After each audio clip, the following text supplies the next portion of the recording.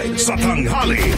Kabrigada 2 ang kumpirmadong patay sa sunog sa Natividad Street, Barangay 81, Caloocan City. Kabilang dyan ang 52 taong gulang na lalaking PWD at 16 na taong gulang naman na babae. Ayon pa kay Fire Senior Inspector Eliezer Ruben Lial ng BFP Caloocan, na-recover ang bangkay ng lalaki mag-alauna ng madaling araw, habang mag-alas 7 naman kaninang umaga na-recover ang bangkay ng babae. Ayon pa sa kaanak ng biktima, na-trap sa loob ng bahay ang lalaki na nagpalit ng damit matapos mabasa ng ulan. Hirap na ito maglakad dahil naoperahan sa ulo. 4 naman na iba pang sugatan dahilan sa sunog. Sumiklab ang apoy, kabrigada, alas 5 ng hapon kahapon at umabot sa ikalawang alarma.